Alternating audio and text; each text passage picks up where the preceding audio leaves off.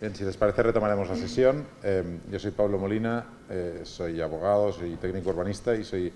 ahora el presidente de la Asociación Española de Técnicos Urbanistas. Voy a presentar a Rafael de Miguel. Rafael de Miguel es el vicepresidente de Eurogeo. Es una persona que ha estado tremendamente implicada en todo el proceso de preparación de la nueva agenda urbana, especialmente porque además es miembro del Global Assembly of Planners y por lo tanto tiene un contacto inmediato con todos los que han intervenido en la negociación, en la redacción y en todas las ideas que hay detrás de la nueva agenda urbana desde la parte de los stakeholders. Y por lo tanto nadie mejor que él para explicarnos cuál ha sido el proceso de gestación de la nueva agenda urbana y cuál es la principal estructura de esta nueva agenda urbana. Después de Rafael de Miguel estará con nosotros Rachel Alterman. Rachel es profesora de Derecho Urbanístico Comparado en la Universidad Technion, en Haifa. Es la persona de referencia en materia de Derecho Urbanístico Comparado. Tiene publicados muchísimos libros en esta materia, especialmente un libro muy conocido por todos los que nos dedicamos a esto, que se llama Takings International, además de otros, que es de las pocas profesionales del ámbito académico que hace derecho comparado en materia urbanística. Creo que tenemos ahora un par de ponencias extremadamente interesantes que espero que den lugar a un debate animado. Si no, ya nos encargaremos de animarlo. Gracias.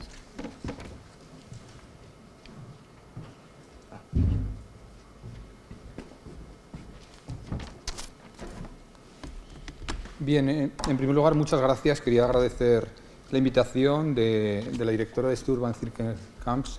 Marta, y a Pablo también, a ETU, a CNJUR, a Transjus, a la UNED, es decir, a todos los que han formado parte, porque cuando uno le ha tocado hacer estas cosas sabe que no es siempre fácil, lleva mucho trabajo y sobre todo luego la recompensa pues es más de lo que hablábamos en la presentación, son cuestiones que tienen que ver con la propia reflexión del tema de la ciudad, que como decía ahora también el presidente de ATU, Pablo Molina, uno hace estas cosas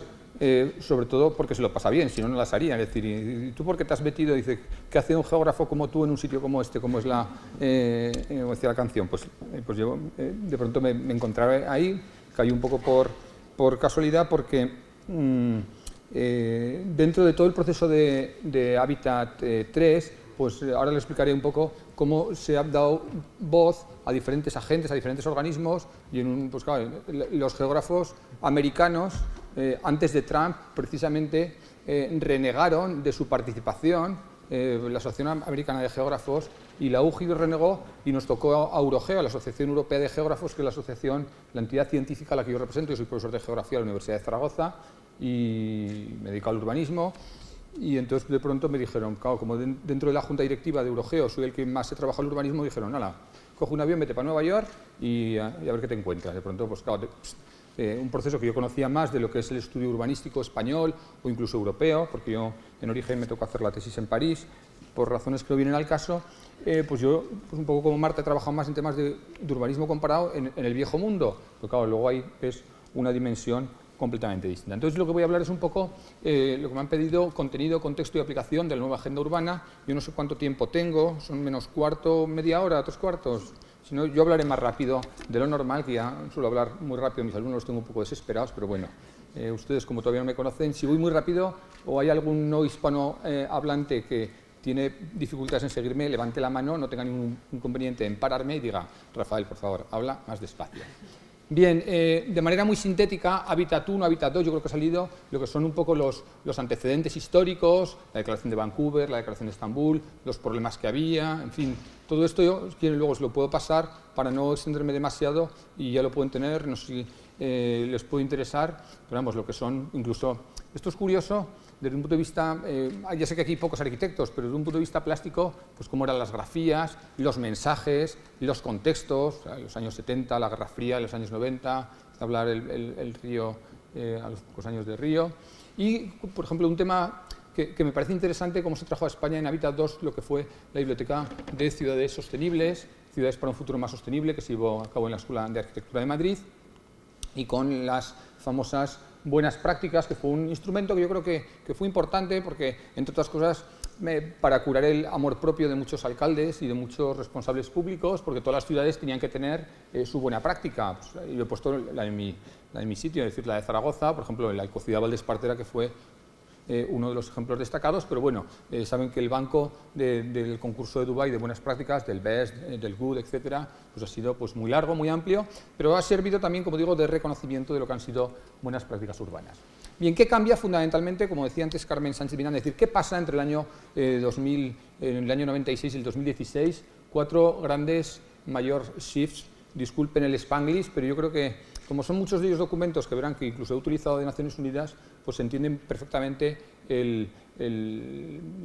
origen etimológico de las expresiones que muchas veces hemos visto que no suelen tener una traducción fácil o evidente, pero de alguna manera se entienden. Bien, en primer lugar, ha cambiado lógicamente el estado y la magnitud de la urbanización. En segundo lugar, hay nuevos retos, nuevos planteamientos en la agenda urbana global. O sea, en el año 96 no sabíamos si éramos cuarto y mitad o 3/4 de globales. Hoy en día somos globales a tope, con lo cual no hay ninguna duda. En tercer lugar, una gran demanda de participación, que lógicamente es requerida en función de los nuevos contextos. Y en cuarto lugar, el crecimiento del reconocimiento de la urbanización por los grandes marcos de desarrollo internacional. De manera muy sintética, el estado de la urbanización, esta diapositiva que ponemos todos siempre, nos cansamos de ponerla, ese océano urbanizado de Ciudad de México, del DF, pues en fin, las cifras las ha planteado antes Carmen Sánchez Miranda y son las que plantean, es decir, el mundo ahora mismo, en el 2007, yo siempre digo el año 2007 nació mi hija, ayer hizo 10 años que nació el 9 de julio, el día de la Verónica, y prácticamente con las estadísticas de Naciones Unidas, por allí por mayo, junio, julio de 2007, el mundo pasó de tener 49,9 a tener 50 a 50,01% de población. Es decir, en el año 2007 aproximadamente es cuando el mundo, este mundo tan largo que llevamos tantos años de civilización, supera el umbral de la mitad de la población en ámbito rural al ámbito urbano. ¿De acuerdo? Y eso es algo que de alguna manera, pues como vemos, enciende las alarmas en esa cesura, en ese ámbito entre el 96, 2006, 2016, cambia. Es decir, lo que había sido los crecimientos de población y ahora veremos cifras no tanto relativas, sino absolutas que nos permitan comprender un poco mejor. 2/3 de la economía es urbana, crecimiento de consumo de energía, gases de emisiones, residuos, con todo lo que implica a efectos de sostenibilidad. Por lo tanto, el mundo es indiscutiblemente cada vez más y más urbano.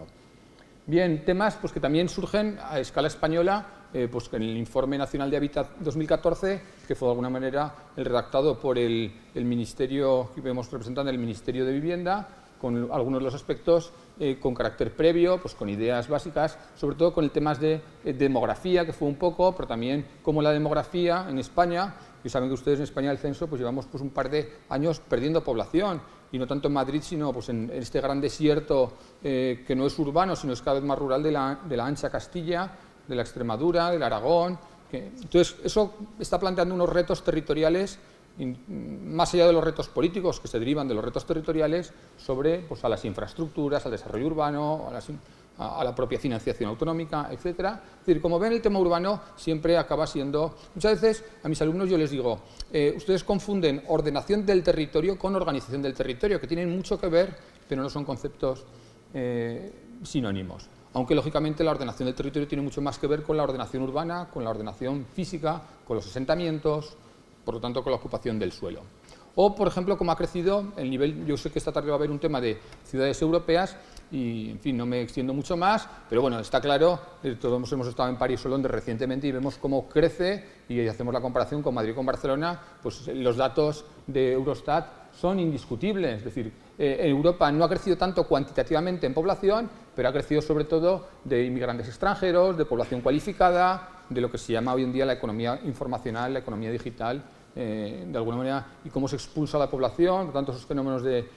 gentrification, que un geógrafo de Navarra definió en España como, a los años 80, palimurbanización. Pero bueno, son conceptos que, en fin, hoy en día entiende que las ciudades globales se lideran sobre todo por lo que llama Richard Florida, la clase creativa, que es un poco lo que va marcando pues, la vanguardia de los sectores de la economía más productiva, de la economía del conocimiento. Por ejemplo, vamos viendo pues, ciudades de crecimiento, mapas datos.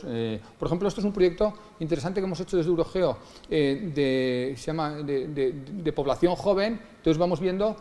cómo y dónde crece la población joven en Europa, porque muchas veces tenemos una radiografía, pero no lo hacemos con la suficiente perspectiva sobre cómo van a crecer las ciudades en Europa. Y aquí vamos viendo, es decir, los rojos es todo lo que pierde, vemos España, Rumanía, la Europa del Este. ¿Y cuál es la Europa de crecimiento de población joven? Es decir, que nos va a ir dando cuál va a ser las zonas urbanas más dinámicas en los próximos 10, 15, 20 años. O sea, ya estamos pensando ya en el 2026, en el 2036, y vemos, lógicamente, pues, ciudades, pues, aparte de Luxemburgo, Holanda, pues, Suecia, Estocolmo, el Reino Unido.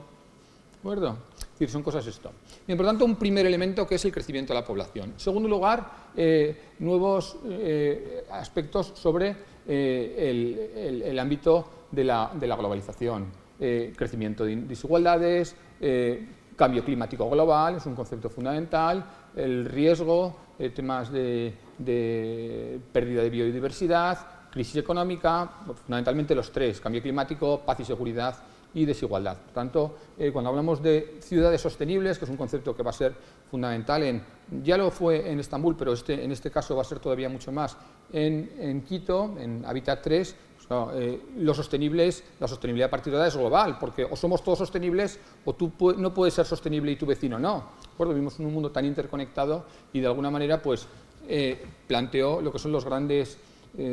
documentos de referencia, pues el Acuerdo de París del cambio climático del año pasado, o los Objetivos de Desarrollo Sostenible de Naciones Unidas también, o por ejemplo cuando el Foro Económico Mundial plantea el escenario de la agenda global para 2015-2016, pues son siempre el tema de las ciudades, el tema del crecimiento, el tema de la sostenibilidad, ejes que son planteamientos esenciales. O por ejemplo el CIDOB, este think tank de Barcelona que estudia, decir, cuáles son los grandes temas que marcarán la agenda internacional. ¿De acuerdo? Es decir, hoy en día global es un comodín, ¿verdad? Pero que de alguna manera pues,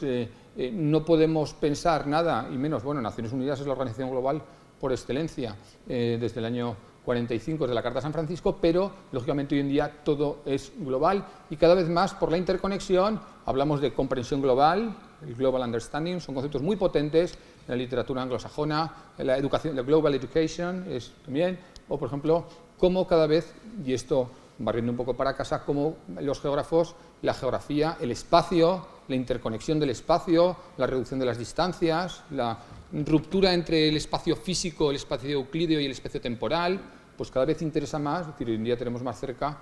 pues con los low cost o como, por ejemplo, estamos viendo cómo nuestras ciudades se están modificando pues, por este turismo de masas. Por lo tanto, vivimos en un mundo de turismo global, y eso a España pues, nos afecta mucho, que incide lógicamente a la hora de pensar cómo tienen que ser nuestras ciudades. O, por ejemplo, una diapositiva que a mí me parece fundamental, casi nadie habla de ella. Esto es el famoso, es extraordinario, el NORSE, que es la cartografía de los ciberataques, el del otro día. Es decir, ¿dónde surgen dónde están los riesgos que veíamos, la vulnerability, los problemas en el mundo? Entonces aquí, de pronto, ¿de dónde salen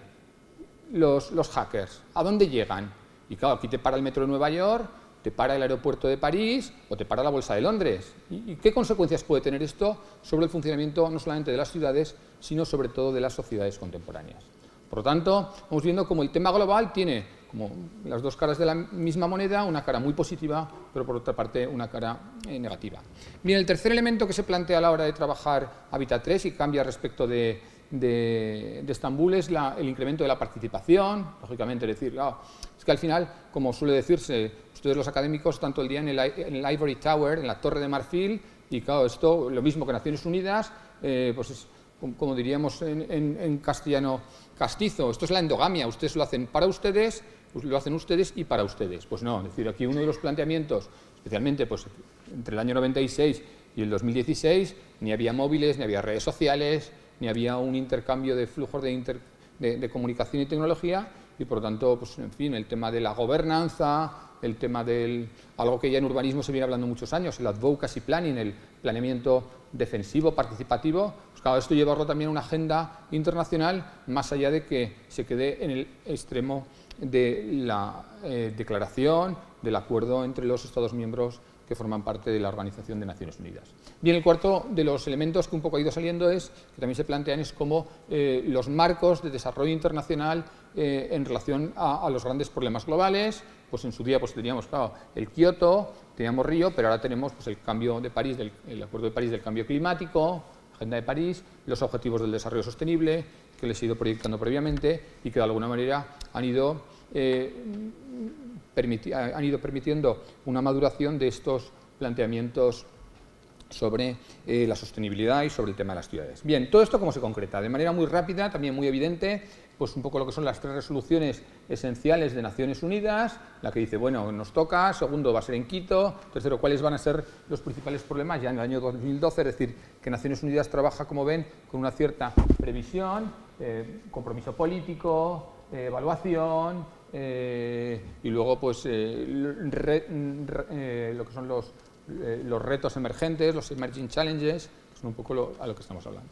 Bien, esto es la radiografía que, como digo, siempre se dice, siempre se expresa en términos relativos, pero nunca absolutos. Y yo creo que esto es esencial para entender un poco el mundo en el que vamos a vivir. En el año 76 dice 38, pero era en 38% sobre 4.000, 1.500. En el año 96 era 45, pero sobre 5.600. Es decir, hay que hacer la cuenta de la vieja también. Ahora mismo estamos en el 55, pero no estamos en el 55% de la población sobre 4.000 millones, que serían 2.000, sino que estamos en el 55% de 7.300. Por lo tanto, estamos hoy en día no solamente más población urbana, sino que hoy en día en las ciudades, en el 2016, hay tanta población en ciudades como población había en el mundo en el año 76, en el primero de los escenarios de Vancouver, con lo cual el planteamiento es radicalmente distinto. Y claro, si lo vamos viendo con las proyecciones del 2036 o del 2050, claro, sobre un mundo de 9.700 millones de personas, que hace falta imaginarse esto, es realmente, en fin, yo no querría hoy, perdón, abro paréntesis, que Hábitat 3 y todos estos escenarios ni fueran ni un mensaje mesiánico, aquí hay que salvar el mundo, ni tampoco un mensaje apocalíptico. Todo el mundo sabe la referencia de Blade Runner y de otros escenarios en el imaginario colectivo sobre lo que es el futuro de la ciudad. Pero es evidente que estas cifras van a ser bastante aproximadas. Bueno, en el 2050 yo supongo que estaremos todos, no sé cada uno dónde estará, en lo que crea, pero lógicamente no estaremos aquí para verlo. Bueno, yo en el 2050, no sé, pero bueno, en todo caso, está claro que en el 2050 no estaremos 7.000 millones de personas, habremos superado los 8.000 millones de personas porque la demografía es la que es, el crecimiento económico y el crecimiento demográfico es el que es, y lógicamente estaremos hablando de unos escenarios en los que, con toda seguridad, y esto pues ya no es que sea ciencia ficción, sino que es ciencia simplemente proyectiva desde el punto de vista de la estadística, de más de 6.000 millones de personas solamente viviendo en las ciudades. Lógicamente, estas cifras pues asustan, lógicamente, es decir, cuando estamos hablando de la sostenibilidad del planeta, con esos datos, que ya los ha dicho antes Carmen, los he repetido ahora, que sitúan en el escenario de las ciudades para el año 2036, no para entendernos 2/3, que es lo que estamos ahora, entre el 60 y el 70%, sino que estaremos en 4/5 partes, entre 3/4 y 4/5 partes, entre el 75 y el 80% del consumo de la energía, del Producto Interior Bruto, de las emisiones de CO2 y gases de efecto invernadero, pero también de residuos sólidos, residuos de todo tipo, en las ciudades. Lógicamente, claro, Naciones Unidas no puede permanecer cruzada de brazos ante estas realidades. Una serie de mapas, voy a poner una serie de diapositivas también muy rápidas, algunas han sido proyectadas antes, por ejemplo, cuáles son ciudades de más de 100.000 habitantes. Claro, si esto lo comparamos con el mapa de las ciudades de la antigüedad clásica, donde solamente había una, que era Roma o Babilonia, que tenían pues, más de 1 millón de personas, y que hasta el siglo XIX, pues hasta que París, Viena y Londres no alcanzan el estatus de millonario. Ahora, ¿cuántas ciudades tenemos en China, por ejemplo? Millonarias. Es que Shanghái, 25 millones de personas es medio España, por ejemplo. Bien, la concentración de la población mundial, esto que ha sido puesto antes, es decir, lo que es evidente es que las ciudades cada vez crecen más, pero se extienden más, incluso con crecimiento cero en la imagen de la derecha, en los países desarrollados, con un crecimiento cero de población, te está creciendo el 400%, es decir, te multiplica 4 veces más el uso del suelo con lo que ello supone y comporta. ¿De acuerdo? Las densidades urbanas han disminuido considerablemente, pues hoy en día a todo el mundo le gusta vivir en un chalet de las películas americanas, es lógico, pero eso también,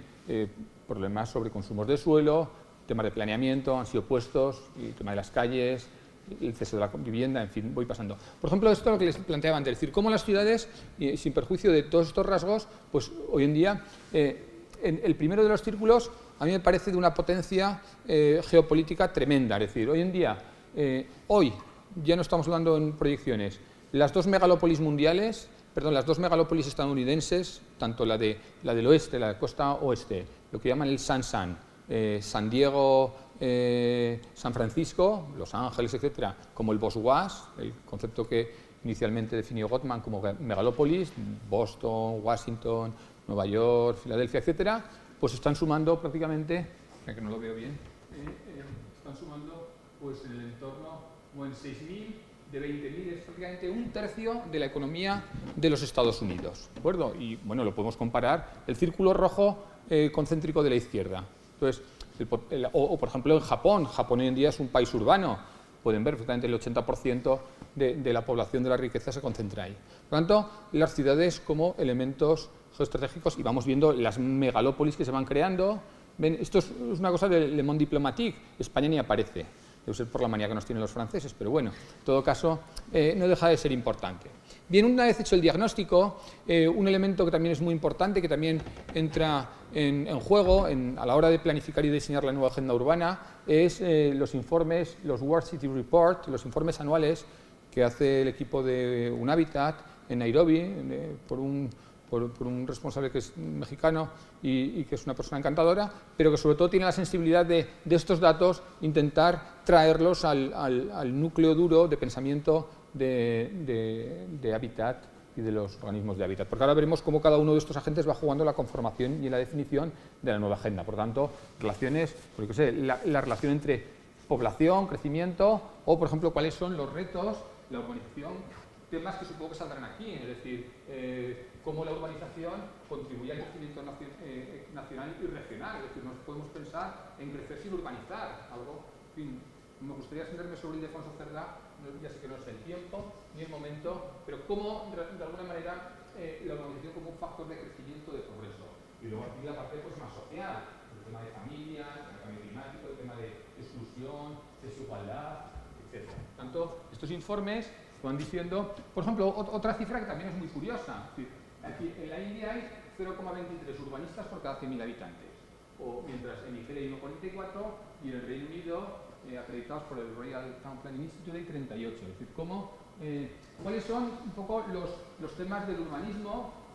o cómo diferenciamos entre la ciudad, a city that plans, that the planet city, una ciudad que planifica frente a la ciudad planificada, podríamos decir, o los principios, en fin, la nueva AETU y la Asociación Europea, el Consejo Europeo de Urbanistas, elaboró la nueva Carta de Atenas, los nuevos principios del urbanismo, o como decía Rem Koolhaas, el urbanismo ha muerto, viva el urbanismo, todo el mundo conoce perfectamente los escritos sobre la ciudad genérica, cómo tienen que ser, de alguna manera, esos principios de esta ciudad, que lógicamente es mucho más complicada que la que pensó Cerdá, o la que pensó Le Corbusier, o la que pensó pues, Hilbesheimer, por poner algún ejemplo. Bien, todo ello, como digo, lleva a un estado, es decir, todo el mundo tiene muy claro cuáles son los problemas, los retos, los marcos, y cómo todo ello se va construyendo en un proceso que es el de la redacción y la aprobación de Quito. Carmen lo ha explicado antes con las reuniones sectoriales, las reuniones regionales, pero sobre todo cómo este proceso, como pasa siempre en la historia, a partir de un momento, por una ley de Pareto de rendimiento, todo se acelera en un momento determinado. Entonces, en año y pico, desde el 2015 al 2000, en un año, es cuando se materializa todo el proceso, primero con los trabajos previos del foro de la campaña urbana mundial, del WUC, del World Urban Campaign, los principios, los 10 principios de la ciudad que necesitamos, de City We Need, donde yo creo que además propia Marta participó y está su nombre inscrito dentro de los colaboradores de este documento, que yo creo que fue bastante clarificador para todos a la hora de marcar unas reglas de juego previas, pues en fin, ciudades pues, metropolitanas, saludables, seguras, económicamente regeneradoras, bien planificadas, sostenibles, equitable, es decir, igualables, o sea, diríamos socialmente justas, diríamos en español. Y cómo todo ello nos lleva a la definición de lo que también antes Carmen ha apuntado, que son las 6 áreas, las 22 papers y las 10 policy units que se empiezan a definir en los trabajos preparatorios. Yo te digo, esto entre 2014 y 2015 con una cierta. Al mismo tiempo se van generando otra serie de documentos también de tremendo interés, por ejemplo, la importancia del espacio público, por ejemplo, una cosa que en fin, muchas veces la hemos debatido, es decir, algo que en España, en los planes de los años 80, en la ley del 76, en el reglamento de planeamiento del 78 se decía, es decir, que haya al menos tanto espacio público como espacio privado, la definición categórica que hacía en su día pues, Serratosa y todos estos, y luego aquí en el plan de Madrid, bueno, y el anterior plan del 63 de Madrid, definición entre zonas y sistemas. Pues aquí se dice, es decir, oiga, en todos los países del mundo, por favor, hagan el favor de que la mitad del 50% pues, procure ser de vivienda social o que haya al menos un 40% de espacio público. Cuestiones que hoy en día nosotros las tenemos muy asimiladas en nuestra cultura urbanística, pero desde una perspectiva global no todo el mundo lo tiene, ni los urbanistas ni los responsables públicos. Entonces, en este sentido, esta nueva agenda urbana es la primera que, más allá de definiciones, ha conllevado documentos que se meten en el urbanismo de lápiz, para entendernos, el urbanismo que de alguna manera establece pues, estándares de urbanización, de reservas de suelo, por lo tanto, que permite que la ciudad sea realmente sostenible más allá de los discursos, es decir, pues que haya un colegio, si vas a montar 500 viviendas, pues vas a tener 1000 niños, ¿y dónde los llevas al cole? Por ejemplo, ese tipo de cosas que nos parecen hoy en día tan evidentes con las famosas reservas de suelo, pero que ya digo, en muchos países no lo es. O, por ejemplo, las directrices internacionales sobre planeamiento urbano y territorial, etc. Bien, todo ello, te digo, tenemos el diagnóstico, tenemos una serie de planteamientos. ¿Quién y cómo se redacta la nueva agenda urbana? Pues fundamentalmente los agentes intervenientes son Estados miembros, las Naciones Unidas, los diferentes Estados miembros. En segundo lugar, el secretario de Habitat 3, el PREPCOM, el comité preparatorio, con una serie de asesores externos. Y luego la General Assembly of Partners, no sé cómo lo has definido antes, Carmen, asamblea de socios o asamblea de participantes, algo así, en donde ahí entramos diferentes grupos, porque como digo, uno de los elementos fundamentales es que tengan voz las autoridades locales y regionales, las universidades, las asociaciones civiles, las mujeres, los niños, las empresas, las sociedades filantrópicas, los sindicatos, los pueblos indígenas, los periodistas y, por supuesto, los profesionales. Pues los profesionales, pues tenemos los arquitectos, tenemos los juristas, tenemos los geógrafos, tenemos los urbanistas puros y duros, los SOCAR, o tenemos también los landscape architects, los urbanistas de paisaje, los gestores de programas de vivienda, los profesionales de la vivienda. Por lo tanto, una serie de gentes que de alguna manera estamos involucrados con el ámbito del urbanismo, que representamos a una serie de profesionales y que podemos decir algo. Por lo tanto, nuestro papel fue mínimo, fue simbólico, pero yo creo que algo contribuimos en lo que fue como digo, estos procesos tan acelerados entre el zero draft, el primer borrador del 6 de mayo del 2016, como pueden ver, hasta el borrador final que se presentó en Surabaya en julio del 2016, es decir, en el plazo de la primavera del año pasado, hubo que establecer todo el periodo de información, participación, y este fue, por ejemplo, el informe que nosotros colaboramos del grupo de profesionales. Este fue uno de ellos, en las diferentes reuniones, a la hora de mejorar cuestiones del propio documento. Bien, junto a ello, también el propio director ejecutivo de UNHABITAT y la propia presidenta del GAP, del General Assembly of Partners, tuvo especial interés que no solamente se quedara en una consulta, en una especie de prueba del algodón de que este documento había sido correcto, sino que además tuviera una proyección a posteriori. Entonces nosotros elaboramos un documento que se llamó, como ven, al mismo tiempo, que también se presentó luego en Quito, el partenariado para la nueva agenda, o el consorcio para la nueva agenda urbana, en donde nos interesa sobre todo hacer el seguimiento de lo que dicen los anglosajones, el monitoring, cómo monitorizar la implementación, y ahora hablaré y en este sentido y determinando cómo de alguna manera la nueva agenda urbana se concreta y se desarrolla. De manera esquemática, de manera muy esquemática, los grandes principios de la agenda urbana: ciudad compacta, ciudad inclusiva, ciudad participativa, ciudad resiliente, ciudad segura, y esto es como los 10 mandamientos, y sobre todo ciudad sostenible, sin la cual nada de ello se entiende. Lo que fue la estructura de Habitat de la conferencia de Quito, que fue, como ya se ha planteado antes, el foro de debate y de consenso de este documento que ya venía siendo trabajado los 2 años anteriores. Algunas de las fotos, estuvimos como digo, aquí estamos un poco los profesionales, yo creo que está Marta y Pablo, estáis por alguna foto por ahí, el presidente también de CNUR, en fin, y algunos de los debates como en encendidos, el foro alternativo, el pabellón de España, que también hubo representación, algunos de los side events, y luego el documento que todos ustedes conocen, la nueva agenda urbana. De manera esquemática también, la nueva agenda urbana, les voy a intentar resumir 175 apartados, este documento que lo tienen aquí, son pues del orden de 58 59 páginas en 2 diapositivas, muy básico, para no perderlos y no aburrirlos. La introducción, yo creo que ha sido temas sostenibilidad del planeta, fundamental, sostenibilidad social, económica, ambiental, servicios básicos. También hay una utopía, yo creo que el concepto de utopía no se recoge, pero el concepto de utopía, pues el fin de la pobreza, del hambre y de las desigualdades. Recuerdan ustedes que los objetivos del desarrollo sostenible sustituyeron los objetivos del milenio 2000-2015, donde uno de los objetivos para el 2015, lógicamente no se cumplió, fin de la paz,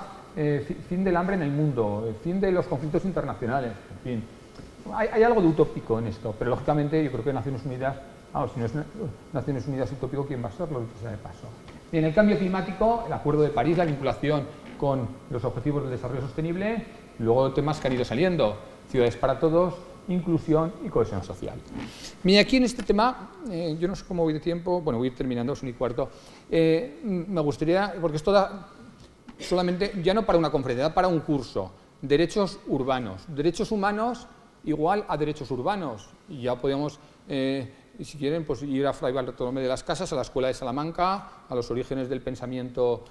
humanista español del 16, a su influencia en Locke, en Hobbes, en la Constitución americana, en los derechos a la vida, a la felicidad, pero todo ello, lógicamente, como marco conceptual indispensable para entender los derechos humanos, la Declaración Internacional del año 48, ¿de acuerdo? Y luego lo que viene sobre todo diciendo la sociología urbana francesa, pues Henri Lefebvre, Manuel Castells. Los derechos humanos son porque yo vivo en una ciudad, por lo tanto, y si tengo derechos pues de vida, de alimentación, de vivienda, de educación, de sanidad, es porque se traducen en un espacio urbano concreto. Por lo tanto, el concepto de derechos urbanos, que es un concepto muy importante. Nosotros ahora estamos en Eurogeo trabajando en otro concepto con la Comisión Europea que se conoce poco y se trabaja poco, porque suena raro, lo voy a traducir del inglés, en inglés se llama el SPACIT, es el Spatial Citizenship, ciudadanía espacial. Es un concepto que nos parece mucho más potente que de derechos urbanos, es decir, hay que ejercer los derechos, pero hay que ejercer la ciudadanía desde un punto de vista del espacio urbano en el que vives. Entonces, eso lo tengo que patentar, que está sin patentar. Ciudadanía espacial urbana, está patentado el ciudadanía espacial, pero ciudadanía espacial, que decir ciudadanía urbana, volvemos otra vez a la etimología urs, urbis, civis, civitas, del latín y del griego, que nos llevarían también, como digo, a otro. Pero, por lo tanto, se plantean en términos, como ven aquí hay una carga conceptual potentísima, sobre todo y política, en la dimensión, podríamos decir incluso antropológica, que muchas veces las facultades de Derecho y en Filosofía del Derecho no se enseña suficiente, es decir, el ser humano tiene derechos simplemente por su condición antropológica de Homo sapiens sapiens. A partir de ahí recreamos todo el edificio conceptual que queremos, pero ahora decimos Homo sapiens sapiens urbis, es decir, que vive en la ciudad, y eso ha cambiado, lógicamente, el Homo sapiens sapiens ruralis, que podríamos decir que era el anterior a este escenario. Bien, principios esenciales, perdón por la digresión, pero me parece importante muchas veces reflexionar sobre estos conceptos, porque muchas veces se dan palos de ciego sin tener claros los referentes epistemológicos de todos estos conceptos fundamentales. Y se convierten en modas de cualquier tertuliano en la tele, los viene diciendo sin saber de qué está hablando, pero bueno, eso ya cada uno sabrá de lo que habla. Bien, principios esenciales, desarrollo, derechos urbanos, y eso implica desarrollo urbano sostenible, inclusión social, erradicación de la pobreza, oportunidades y desarrollo urbano sostenible y resiliente. También es una palabra que se ha puesto muy de moda, pero bueno, yo creo que funciona bastante bien. Si las ciudades no son resilientes, también iba a decir quién va a serlo. Bien, la implementación efectiva, voy a pasar un poco sobre construyendo la estructura de gobernanza urbana, desarrollo espacial, organismos internacionales y bueno, lo que son un poco los tres grandes, desarrollo urbano, pues lo que conocemos todo, es decir, un manual de urbanismo esto nos lo da, vivienda, seguridad, género, economía, emprendimiento, smart cities, catástrofes, todo esto es un esquema bastante estructurado de lo que son estas páginas, pero luego es lo que interesa y decir, bueno, y todo esto muy bien, el documento lo tenemos, se ha aprobado, lo conocemos, pero todo esto ¿cómo se lleva a la práctica? Pues se lleva a la práctica a través de una estructura de gobernanza, el concepto de gobernanza que también, en fin, podríamos dedicar una conferencia a ello, pero sobre todo, como digo, cambiamos la estructura de las ciudades no tanto con filosofía, sino con elementos concretos del diseño urbano. Ya ha salido esta mañana, por ejemplo, planeamiento flexible, el espacio periurbano. En España decíamos regeneración, renovación, rehabilitación, el renewal, regeneration, retrofitting, llámele como quieran. Es decir, en geografía lo tenemos muy claro, desde hace muchos años. La ciudad o crece hacia adentro o crece hacia afuera. Es decir, el espacio es el que es y aquí engaño, le podemos llamar como queramos, pero la ciudad o consume terreno sobre espacios que el Corino nos dice que son espacios naturales o rurales, o crece reformando, restaurando, en la mayor o menor medida que queramos, derribando. Entonces, en este sentido, no podemos hacernos trampas al solitario. La ciudad crece en la medida que espacialmente puede crecer. Temas de compacidad, de densidad, de conectividad, temas de... perdonen que haya empezado tan tarde, temas de legalidad, es decir, registro de la propiedad, es decir, hay muchos países que no hay catastro. Aquí cuando estamos hablando del catastro de Ensenada, cuando estamos hablando o de Madoz, pues nos parece una cosa evidente, pero información urbanística, sistemas de información geográfica, cartografía, en fin, algo, cuadros de mando, monitorización, diseño urbano, o algo que en la literatura anglosajona puede parecer un poco démodé, que es lo que se llama el TOD, el Transit Oriented Development, el New Urbanism de toda esta gente, pero que claro, para muchos de ellos, pues decir, pues lo que, pues el París, el Marne-la-Vallée, pues, o el Estocolmo, una estación cada 5 kilómetros y en función de la estación usted crece primero los barrios, las viviendas sociales, luego el centro comercial, luego el equipamiento, entonces ir generando, ahora pondré una diapositiva, eficiencia energética o también nuestro famoso artículo 47 de la Constitución Española, que lo tenemos perfectamente conocido, la comunidad participará de las plusvalías que genera la acción urbanística de los entes públicos, o sea, todo el mundo lo tenemos muy claro, pero eso cómo se lleva a países que ni siquiera tienen una ley básica como puede ser la Constitución que garantiza los derechos de todos los ciudadanos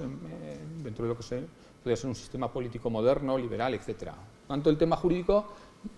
físico, como se decía antes, los arquigados o los abotectos, algo que pues el llorado y querido Javier García Bellido siempre decía. Pues esto mismo vuelve a recuperarse en la propia nueva agenda urbana. Bien, entonces estos modelos, yo qué sé, el CalFAR, pues yo qué sé, pues ahora lo que hace, este libro es del año 93, y ahora esto lo sacan los chinos y han descubierto el mundo, ¿ves? Pues, y llevan ya unos años, por ejemplo, lo mismo, estos modelos muy claros, diferentes imágenes, en fin, que no voy a entretenerme. Como digo, ¿quién se encarga al final de todo esto? Es decir, lo jurídico y lo físico, ¿quién se encarga de hacerlo? Pues, en primer lugar, agencias de las Naciones Unidas. Segundo, importancia de los gobiernos nacionales, locales y regionales. Tercero, proyectos y programas de cooperación internacional o sectoriales. Ahora veremos algún ejemplo. Las empresas y luego pues los agentes, las familias, los individuos, los stakeholders, el GAP, nosotros, el BUC, y lo que se quieran inventar. Pero bueno, en todo caso, por concretar y por concluir, pasada la nueva agenda urbana, yo también tuve la oportunidad de estar en Kenia hace un par de meses en el 26º Consejo de Gobierno de UNHABITAT, que fue la primera semana de mayo de 2007, es decir, hace cosa de 2 meses, en donde se centró sobre todo, era el primer Consejo de Gobierno, que es cada 2 años, el primer Consejo de Gobierno después de la tercera de las conferencias que se producen cada 20 años, de ahí su importancia estratégica. Entonces, pues todo el mismo, sinergias. Entonces, lo importante aquí es el análisis sintáctico. Los socios encourages the executive director o encourages the local authorities, los multipartner implementers. Es decir, aquí se dan directrices para que siempre sean las Naciones Unidas, los gobiernos locales, los gobiernos regionales, los gobiernos metropolitanos, llamémosle como queramos, los gobiernos locales. Entonces, ejemplos de proyectos que se han llevado a cabo pues, desde el verano pasado. Aplicación de la nueva agenda urbana, he traído aquí y he procurado ser sensible con ustedes, en su mayoría juristas, pues, por ejemplo, análisis de la planificación y desarrollo de la legislación urbana en Egipto, donde además ha participado la Agencia Española de Cooperación Internacional, me parece. Y entonces, pues, ¿cómo es la legislación urbanística en Egipto? Pues probablemente sabemos más de cómo hacían las pirámides los faraones que cómo hoy en día diseñan viviendas sociales en el Cairo, en Alejandría o en Luxor. ¿De acuerdo? Entonces, proyectos,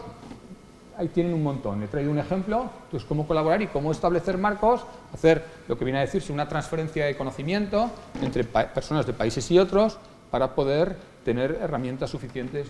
Y programas, los programas que son sectoriales. Entonces, pues, tiene aquí otra vez los grandes temas. Pues, por ejemplo, política urbana, vivienda, tienen el espacio público, seguridad, resiliencia urbana y el que les puede interesar, urban legislation, legislación urbana.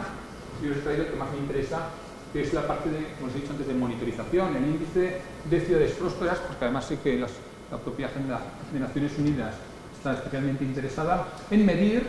en ir monitorizando cómo esto se va llevando a cabo en diferentes países, con diferentes indicadores, y ver, a diferencia de premiar a los buenos y a los malos, como se hacía en Habitat 2,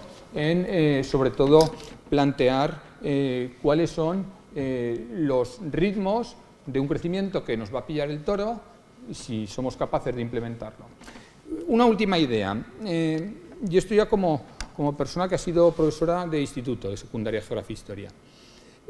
Yo el valor que le veo a la agenda urbana es sobre todo un valor educativo. Antes he dicho, es decir, se habla de sensibilización, pero las sociedades modernas se definen sobre todo por la sensibilidad hacia las humanidades. Aquí que estamos en un ámbito de ciencias sociales lo podemos decir. Y en ese sentido, es decir, lo planteaba antes el magistrado, lo planteaban antes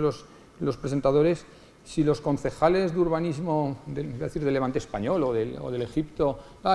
conocieran y tuvieran sobre todo mucho más interiorizada por un ejercicio no tanto de formación profesional sino de educación en valores de lo que supone la sostenibilidad, en el fondo la agenda urbana estaría cumpliendo su misión, que no deja de ser una misión ética, que es la que se supone al urbanismo, que es el beneficio para el común de la sociedad. Bien, nada más, muchas gracias y espero no haberles aburrido.